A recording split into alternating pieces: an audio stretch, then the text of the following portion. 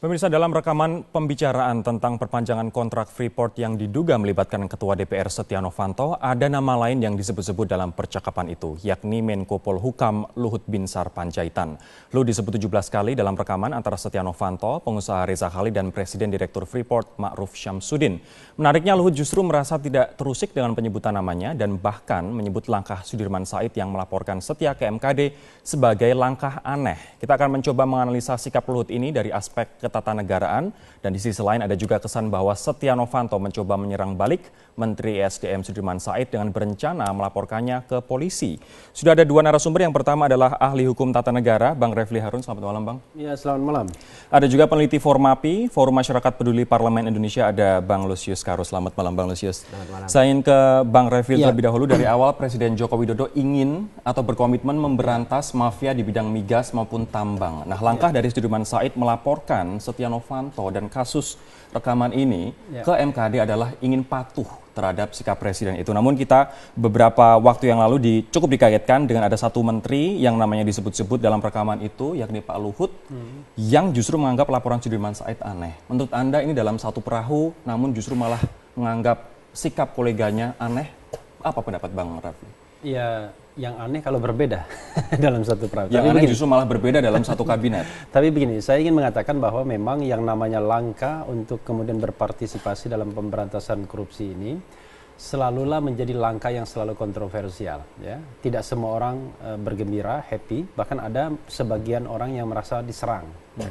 Karena itulah kemudian siapapun yang berpartisipasi dalam pemberantasan korupsi itu bisa menghadapi risiko serangan balik. Pengalaman saya kan sebenarnya kan dengan Akil Muhtar 2010 juga terjadi ya. Ketika saya melaporkan bahwa ada dugaan pemerasan yang dilakukan oleh Akil Muhtar, malah saya yang akhirnya dilaporkan ke KPK dan lain sebagainya. Akan menjadi dalam tanda kutip normal apabila serangan balik datang dari yang dilaporkan. Tapi justru serangan balik juga datang dari internal, dari satu perahu. Ya, kita tidak tahu apakah itu serangan balik atau tidak, tetapi memang pernyataan Luhut kalau kita lihat ya, karena tadi juga dikatakan, kemudian diberitakan kembali, itu memang terlihat sedikit emosional ya dalam tanda kutip. Ya, karena itulah saya kira memang Presiden Jokowi jangan berlama-lama, harus menunjukkan clear message ya.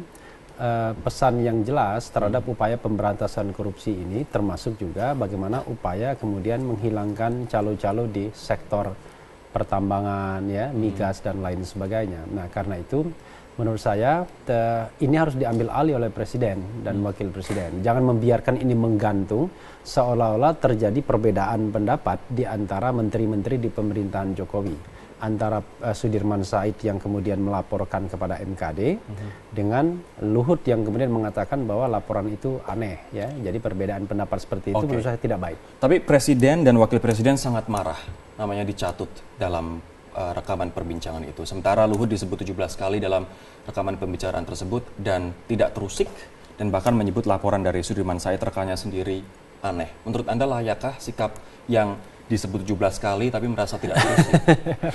Kita sulit ya mengatakan respon seseorang terhadap suatu hal ya. Ada orang yang merasa biasa-biasa saja, tapi ada orang yang merasa begitu disebut satu kali pun terusik ya. Tetapi memang apapun itu, saya hanya ingin mengatakan bahwa sebenarnya kan pelaporan ke MKD itu menurut saya bagus saja. Kenapa bagus? Ini jauh lebih baik ketimbang misalnya membiarkan ini kemudian muncul menjadi isu publik yang tidak terklarifikasi. Nah, tetapi memang mentalitas masyarakat kita ini kalau diadukan itu sudah pasti salah. Belum tentu juga kan. Nanti dilihat bagaimana klarifikasi MKD sepanjang MKD terbuka, transparan dan akuntabel ya.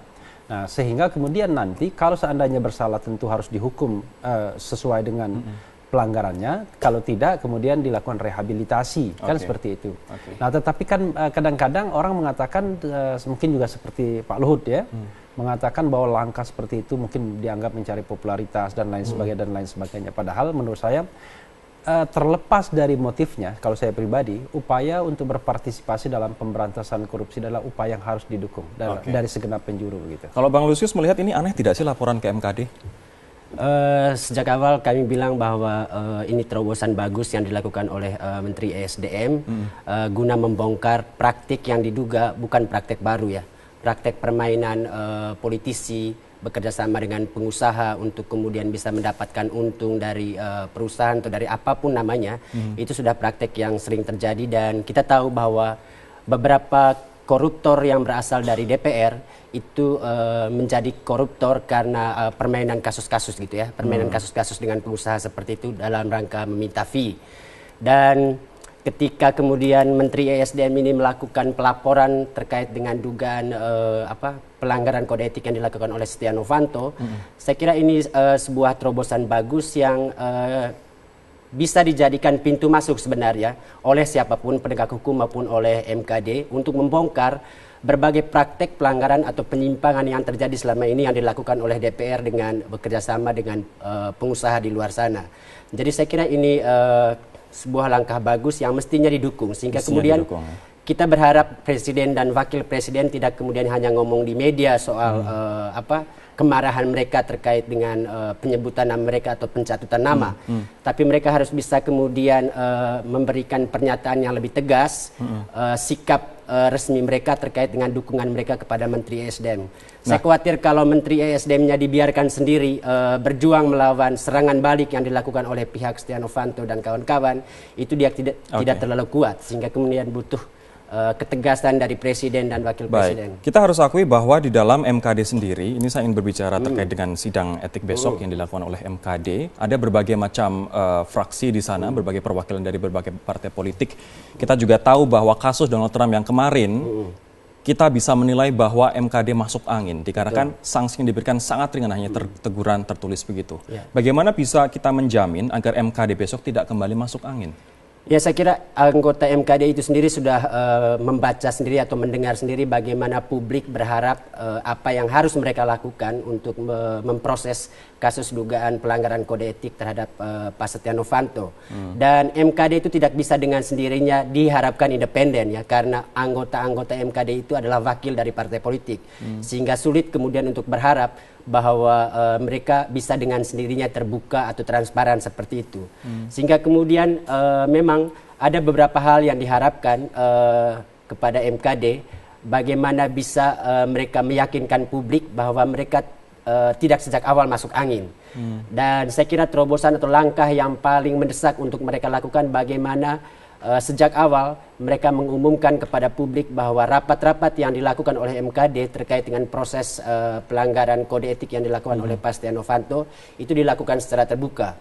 Dan langkah yang kedua yang bisa kita harapkan terjadi di minggu-minggu ke depan, saya kira langkah terobosan yang dilakukan oleh Pak Setia Novanto sendiri dengan mundur dari jabatannya untuk sementara.